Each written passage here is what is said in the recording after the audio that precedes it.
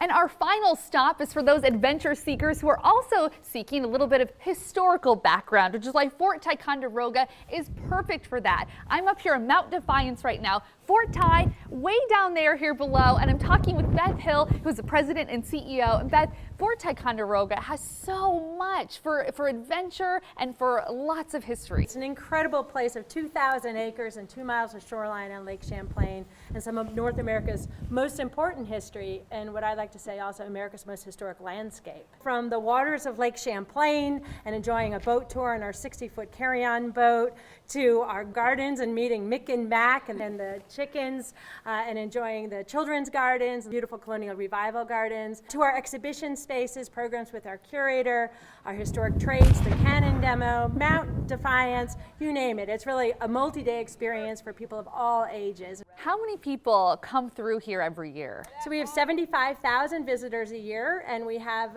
more than a $12.1 million economic impact on the region with the tourists that we draw here from across the world. And why is this such a great place for families and for all ages? Well, you know, all of our programs engage people of all ages, from the youngest children to seniors to world-renowned scholars. We have a lot of great hands-on activities. Families love to build experiences, and being in a beautiful place and the visceral experience, you know, the sights, the sounds, it makes for, you know, forever moments for families, and we love that. It's really special. One of the best things you can do here at Fort Ticonderoga is the boat tour. Stuart is here, and Stuart's going to be telling me all about the tours and why these are so educational and also adventurous.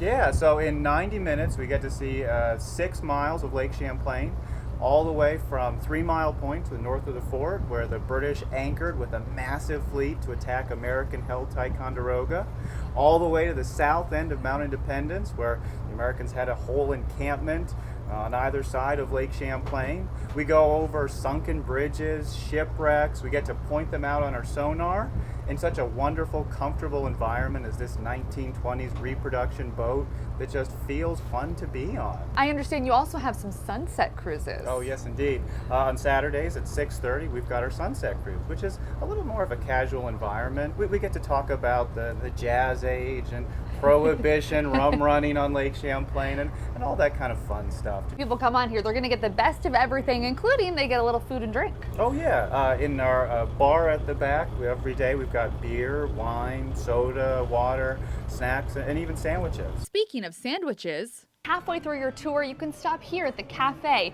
and enjoy a delicious lunch full of vegetables and fruits grown right in the garden.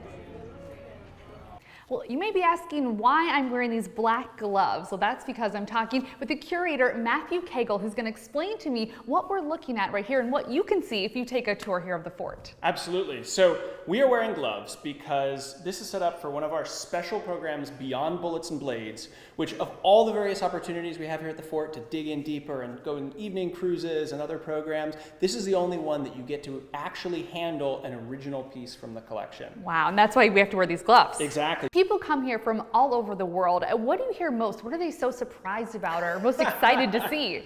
I think sometimes they're most surprised to see that all the cannon that are outside are the real thing. And there's also a really neat cannon demonstration. Every day you get to see our interpretive staff fire a reproduction. You can actually see and envision maybe what these historic cannon around the landscape actually did. The best part is that Fort Ticonderoga is rain or shine, and because there's so much to see, if you buy one admission ticket, you get the next day for free. There's really so much to do here, and there's so much adventure and history to learn from.